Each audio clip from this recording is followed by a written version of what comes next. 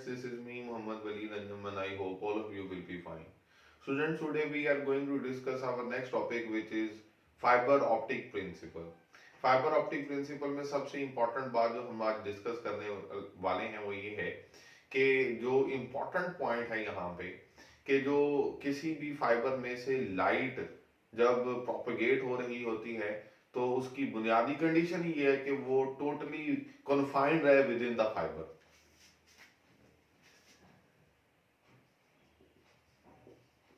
Light passing through fiber should be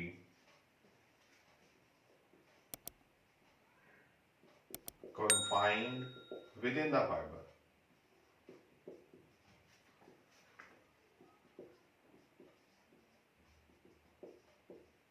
और इसके लिए हमारे पास दो मेथड्स हैं जिनमें एक है जी टोटल इंटरनल रिफ्लेक्शन और दूसरा मेथड है कंटिन्यूअस रिफ्रैक्शन.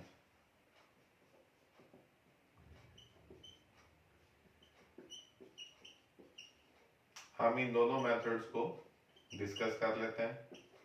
सबसे पहले अगर हम बात करें टोटल इंटरनल रिफ्लेक्शन की स्टूडेंट्स, टोटल इंटरनल रिफ्लेक्शन, यहां से हमें टॉपिक के नाम से ही ये बात समझ आ जाती है कि जो रिफ्लेक्शन होगी वो किसी एक मीडियम के अंदर टोटली ही होगी. किसी भी ऑप्टिकली एक्टिव सब्सटेंस या ऑप्टिकल मटेरियल के लिए हम ये कहते हैं जो सबसे इंपॉर्टेंट फैक्टर है वो क्या है, वो है कि उसमें स्पीड ऑफ द लाइट क्या है. ठीक है जी. और speed of the light further किस पर डिपेंड कर रही होती है, refractive index of the material पर. तो हम इस पॉइंट को इस तरह से लिखेंगे,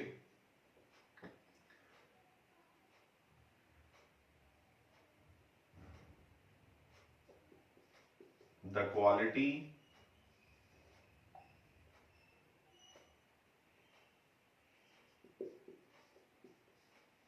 of optical substances is the speed at which light propagates through it. और वो जो स्पीड है स्टूडेंट वो फर्दर किस पर डिपेंड करती है,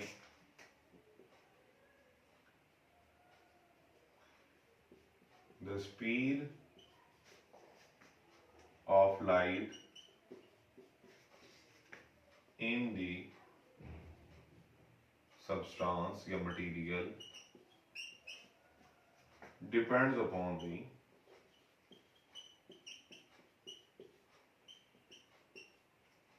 refractive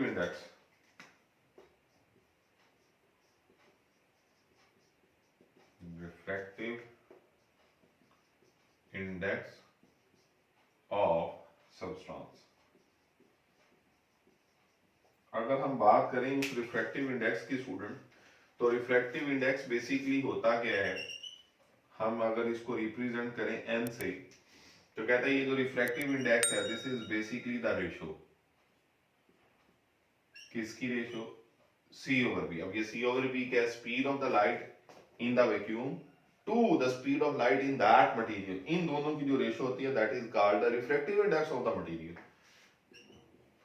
speed of light in vacuum divided by speed of light in material. वो जो भी मटेरियल होगा उसका रिफ्रैक्टिव इंडेक्स क्या होगा, रेशो है किसकी, speed of the light in vacuum to the speed of the light in that material.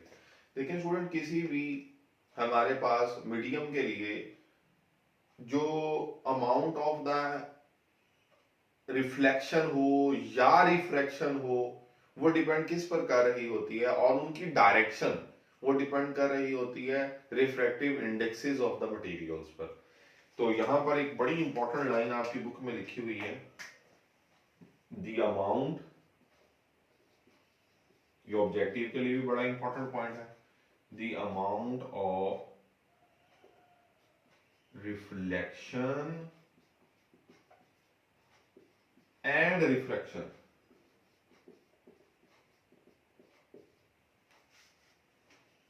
and the direction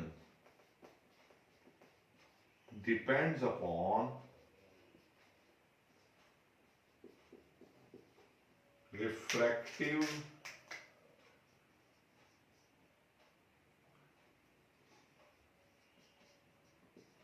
indices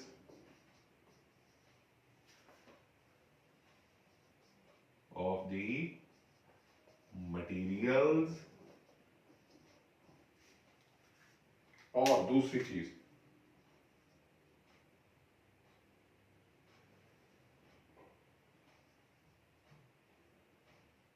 angles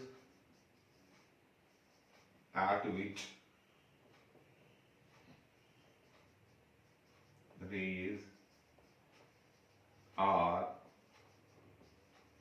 incident। Student इस बात को समझने के लिए हम यहाँ पर एक एग्जांपल ले लेते हैं। हम कहते हैं कि हमारे पास दो डिफरेंट मीडियम्स हैं, एयर और दूसरा ये ग्लास या वाटर या प्लास्टिक, यहाँ पे लिखा हुआ है। ये इन दोनों मीडियम्स की बाउंड्री है, ये वाली जो लाइन है ये है boundary of air and glass medium. Student होता क्या है, जब कभी भी इन दोनों मीडियम्स की बाउंड्री पर हम एक नॉर्मल ड्रॉ करते हैं, ये जो लाइन है ये इन दोनों की बाउंड्री पर एक नॉर्मल है। जब कभी भी लाइट किसी एक मीडियम से किसी दूसरे मीडियम में जाती है तो वो रिफ्लेक्ट करती है या रिफ्रैक्ट करती है, या उनका जो डायरेक्शन है वो कौन सी है, वो हम किस तरह से फाइंड आउट करेंगे, ये इस डायग्राम से हमें पता चल जाएगा।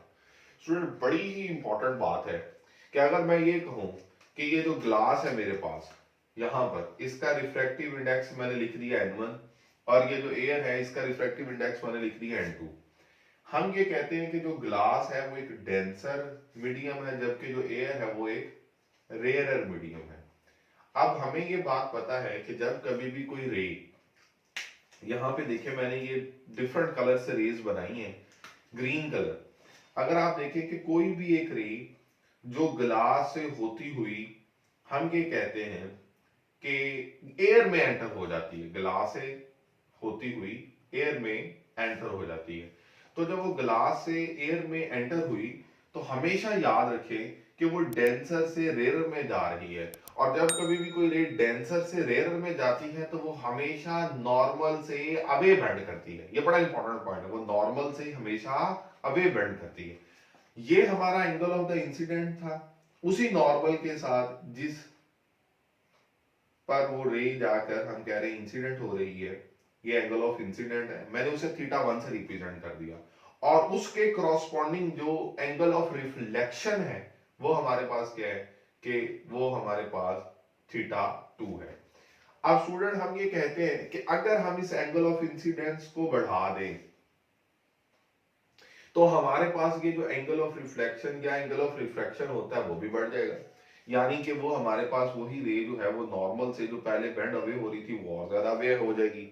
इस चीज को समझने के लिए हमने क्या किया, हमने एक दूसरी रे, ये देखिए जो कि रेड कलर से, इसका जो एंगल ऑफ इंसिडेंस इस नॉर्मल के साथ अगर हम देखें जो बन रहा है वो इस θ1 के मुकाबले में ज्यादा है, और ये एक ऐसा एंगल है जिस पर जो हमारे पास एंगल ऑफ रिफ्रैक्शन है वो कितना हो जाता है, 90 डिग्रीज हो जाता है, यानी कि इसके मुकाबले में वो ज्यादा है। ये ले मैंने यहाँ पे बना भी दिया 90 डिग्रीज, क्योंकि पहले ये एंगल थोड़ा था, अब आपका एंगल ऑफ इंसिडेंट बढ़ गया है, तो एंगल ऑफ इंसिडेंस के बढ़ने से एंगल ऑफ रिफ्रैक्शन या एंगल ऑफ रिफ्लेक्शन भी बढ़ जाएगा।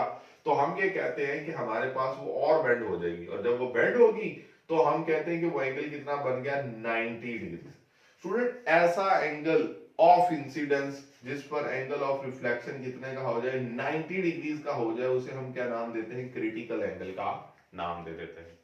तो फिर हम यहां से क्या देखते हैं कि हमारे पास इस एंगल पर, इस एंगल ऑफ इंसिडेंस पर, जिस पर एंगल ऑफ रिफ्रैक्शन कितना हो जाए, 90 डिग्रीज का हो जाए, तो हम कहते हैं कि वो क्या है, वो क्रिटिकल एंगल फिर कहलाता है। और अगर स्टूडेंट हम एंगल ऑफ इंसिडेंस को और बढ़ा दें, अगर आप देखेंगे ब्लैक कलर की जो रे है मैंने यहां पर बनाई है, इसको देखिए तो इसका क्रिटिकल एंगल से भी ज्यादा है। स्टूडेंट इस एंगल ऑफ इंसिडेंट पर हमारे पास जो रे है वो बाउंड्री के साथ टकराएगी और टकरा कर दोबारा ग्लास में आ जाएगी, यानी कि रिफ्लेक्ट बैक कर देगी।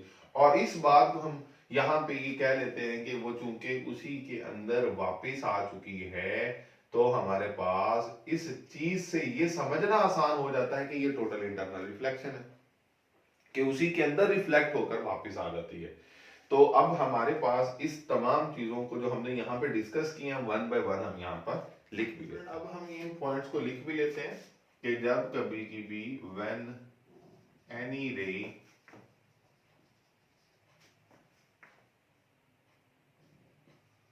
travels या traveling from denser to rarer medium, denser to rarer medium, always bends away from normal, वो नॉर्मल से हमेशा अवे बेंड करती हैं। इसके लिए मैंने ये पॉइंट आपको बताया कि रे नंबर 1 जो कि ग्रीन कलर थी, नॉर्मल से अवे, रे नंबर 2 नॉर्मल से अवे, रे नंबर 3 नॉर्मल से अवे, क्योंकि जैसे जैसे एंगल ऑफ इंसिडेंस बढ़ाते जाएंगे एंगल ऑफ रिफ्लेक्शन भी बढ़ता जाएगा। अब यहां पर एक बड़ी इंपॉर्टेंट बात है जो हमारी बुक में भी लिखी हुई है, कहता है for incidence angles equal to और greater then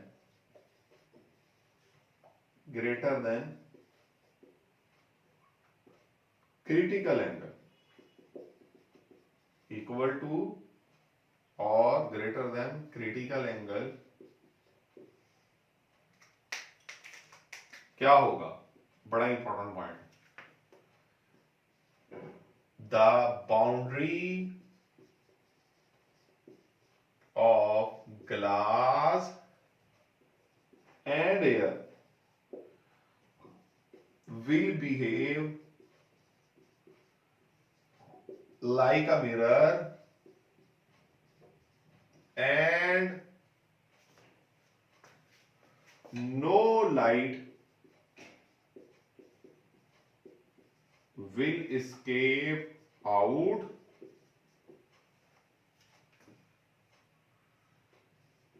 and all light is reflected back। ये बहुत इंपॉर्टेंट पॉइंट है, all light is reflected back, सारी की सारी लाइट जो होगी वो रिफ्लेक्ट बैक हो जाएगी।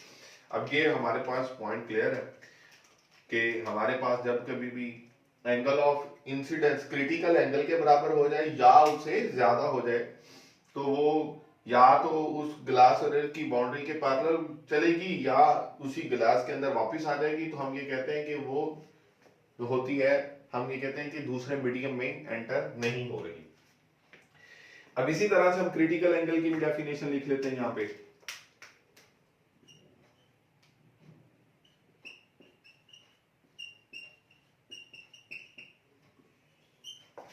Angle of incidence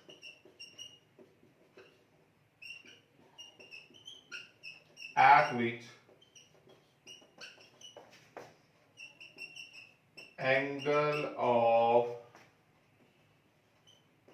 refraction become equals to 90 is called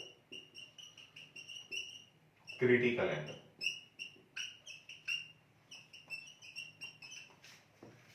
कि वो एंगल ऑफ इंसिडेंस जिस पर एंगल ऑफ रिफ्लेक्शन कितने का होगा, 90 का हो जाए, उसे क्रिटिकल एंगल का नाम देते हैं। इसको हम रेड वाली को फिर के देखें, इस एंगल ऑफ इंसिडेंस को क्रिटिकल एंगल का नाम देते हैं। स्टूडेंट हम हमारे पास चूंकि ये दो डिफरेंट मीडियम्स थे, इन दोनों के डिफरेंट रिफ्रैक्टिव इंडेक्सेस हैं, तो हम लोगों ने एक लॉ पढ़ा हुआ जिसे हम स्नेल्स लॉ का नाम देते हैं। तो हम यहाँ पे उसको इस्तेमाल करेंगे बाय यूजिंग स्नेल्स लॉ। इसके मुताबिक n1 sin theta 1 is equals to n2 sin theta 2। Student इसको हम देखेंगे कि n1 sin थीटा 1 वो एंगल ऑफ इंसिडेंस जिस पर हमारे पास एंगल ऑफ रिफ्रैक्शन कितने का हो जाए, 90 का हो जाए। मतलब थीटा 2 की जगह पर अगर मैं 90 लिख दूं और उस एंगल ऑफ इंसिडेंस की जगह पर फिर मुझे क्या लिखना पड़ेगा, क्रिटिकल एंगल लिखना पड़ेगा, क्योंकि उस एंगल ऑफ इंसिडेंस पर हम ये कहते हैं कि हमारा वो एंगल क्रिटिकल एंगल कहलाता है। और इसे फर्दर हम क्या लिख सकते हैं, n1 sin theta c is equal to n2, क्योंकि sin 90 क्या होता है 1, और sin theta c is equal to n2 over n1। और यहां से अगर हम वैल्यूज पुट करें तो थीटा c की वैल्यू क्रिटिकल एंगल की वैल्यू निकाली जा सकती है। जी यहां पर अगर हम देखें तो हमारे पास अगर हम इस n2 और n1 की वैल्यूज पुट करें स्टूडेंट, तो हमारा जो रिजल्ट आएगा वो क्या आ जाएगा, n2 बेसिकली हमारे पास रिफ्रैक्टिव इंडेक्स था एयर का, और हम ये बात पढ़ चुके हैं स्पीड ऑफ द लाइट में भी कि हमारे पास एयर के अंदर स्पीड ऑफ लाइट और वैक्यूम के अंदर स्पीड ऑफ लाइट एक दूसरे के बराबर होती हैं। इस वजह से हमारे पास जो एयर है उसका रिफ्रैक्टिव इंडेक्स 1 आ जाएगा। तो हम इसे लिखेंगे साइन इनवर्स 1, और ग्लास का जो है वो 1.5 है। ठीक है स्टूडेंट, तो हमारे पास यहाँ से जो क्रिटिकल एंगल की वैल्यू आ जाती है वो 41.8 डिग्रीज आ जाती है। किसके लिए, एयर और ग्लास की बाउंड्री के लिए। तो क्रिटिकल एंगल हमारे पास 41.8 है। जब कभी भी हमारा एंगल ऑफ इंसिडेंट इस क्रिटिकल एंगल से ज्यादा हो जाएगी तो उसकी वैल्यू के ज्यादा हो जाने की वजह से वही जो रे होगी वो रिफ्लेक्ट बैक होकर उसी मीडियम में वापस आ जाएगी। तो इसी बात को हम इस डायग्राम में भी देख सकते हैं। यहाँ पर आपकी बुक पे बनी भी हुई है ये बात कि ये एयर है, ये ग्लास है, इसका रिफ्रैक्टिव इंडेक्स अगर हम ये कहते हैं कि n2 है, और इसका रिफ्रैक्टिव इंडेक्स अगर हम ये कहते हैं कि n1 है, जो हमने इस डायग्राम में भी लिखा हुआ है। जब कभी भी जो आपका एंगल ऑफ इंसिडेंस है वो क्रिटिकल एंगल से ज्यादा हो जाएगा, तो हमेशा याद रखें जितनी भी रेज ऑफ द लाइट होंगी वो उस बाउंड्री के साथ टकराने के बाद वापस उसी मीडियम में आ जाएंगी। यहाँ पर लिखा भी हुआ है कि जितनी भी all light is reflected back, ये पॉइंट वहां पर लिखा भी हुआ है, आप लोग देख सकते हैं। तो हमारे पास अगर उसके करस्पॉन्डिंग एंगल ऑफ रिफ्रैक्शन को देखें तो वो ये है। तो इसी लिहाज से हमारा जो रिजल्ट होता है वो ये होता है कि अगर हम एक जो फाइबर है उसको एक सिलेंड्रिकल या रॉड की फॉर्म में ले लें कि ये हमारे पास एक राउंड जो ग्लास रॉड है, और इसके अंदर अगर हम देखें कि हमारे पास जब कभी भी कोई रे एंटर होती है तो हमने यहाँ पर डिफरेंट रेज बनाई हुई हैं। जब कभी भी कोई रे ऑफ लाइट एंटर होती है, अगर उसका angle of incidence less than critical angle हुआ तो वो एस्केप कर जाएगी। जैसे हम यहाँ पर देख सकते हैं कि ये जो पहली रे है जिसे रे नंबर 1 का नाम दिया है, इसका जो एंगल ऑफ इंसिडेंस है वो क्रिटिकल एंगल से कम है, तो ये बाहर चली गई। जबकि रे नंबर 2 और रे नंबर 3 को अगर देखें तो इनका एंगल ऑफ इंसिडेंस जो है वो क्रिटिकल एंगल से ज्यादा है। तो ये उसी के अंदर ये देखें टकरा कर डिफरेंट सरफेसेस पर उसी ग्लास के अंदर रिफ्लेक्शंस के बाद इस तरह से आगे प्रोपोगेट करती जाएंगी। तो ये बात बड़ी इंपॉर्टेंट यहां से समझने वाली है। वो ये बताता भी है कि जो जो रे नंबर 1 है वो बेसिकली किस एंगल पर इंसिडेंट हो रही है, 30 डिग्रीज पर। जो रे नंबर 2 है वो किस एंगल पर इंसिडेंट हो रही है, 42 डिग्रीज पर। और जो रे नंबर 3 है वो किस एंगल पर इंसिडेंट हो रही है, वो इंसिडेंट हो रही है 60 डिग्रीज पर। हमारे पास जो ग्लास और एयर के लिए क्रिटिकल एंगल था उसकी वैल्यू तो 41.8 थी। तो यानी कि इस रे नंबर 2 और रे नंबर 3 के जो एंगल ऑफ इंसिडेंस है वो इस क्रिटिकल एंगल से ज्यादा है, तो लिहाजा ये इंटरनल रिफ्लेक्शन करेगी। जबकि ये जो रे नंबर 1 है इसका जो एंगल ऑफ इंसिडेंस है वो क्रिटिकल एंगल से चूंकि कम है, लिहाजा वो इंटरनल रिफ्लेक्शन नहीं करेगी और हम कहेंगे कि वो एस्केप हो जाएगी। तो ये बहुत इंपॉर्टेंट पॉइंट। अब इसी तरह से हमारे पास ये रे नंबर 4 है, ये वाली, इसको वो ये कहता है कि ये एक ऐसी रे है जिसको उसने नाम दिया हुआ है एक्सियल रे, यानी कि ये along the axis of the fibre, हम ये कहते हैं ये ग्लास उसके अलोंग ही प्रोपोगेट कर रही होती है या मूव कर रही होती है। और अगर कभी फ्लेक्सिबल हमारे पास फाइबर हो तो चूंकि उस फ्लेक्सिबल की शेप चेंज हो सकती है, तो लिहाजा फिर ये according to the rules of reflection अपनी जो भी डायरेक्शन है उसको चेंज करेगी। इस चीज को हमारी बुक पे बनाया भी गया है कि अगर हमारे पास कोई फाइबर इस तरह से हो जाए फ्लेक्सिबल होने की वजह से, ये देखें कि अगर उसकी शेप में थोड़ा सा चेंज हो जाए तो यही जो हमारे पास जो रे है एक्सियल रे, वो इस तरह से आपके सामने बनी होगी, आप देख सकते हैं। ठीक हो गया स्टूडेंट? तो रिफ्लेक्शन के जरिए से वो प्रोपोगेट करती जाती है according to the rules of reflection. तो ये एक जनरल सा हमारा कॉन्सेप्ट था टोटल इंटरनल रिफ्लेक्शन के लिए। और इसमें ये तमाम पॉइंट्स हम डिस्कस कर चुके हैं जो हमारे लिए इंपॉर्टेंट है इंटरनल रिफ्लेक्शन को समझने के लिए। तो please take good care of yourself and don't forget to subscribe and like my channel. अल्लाह हाफिज।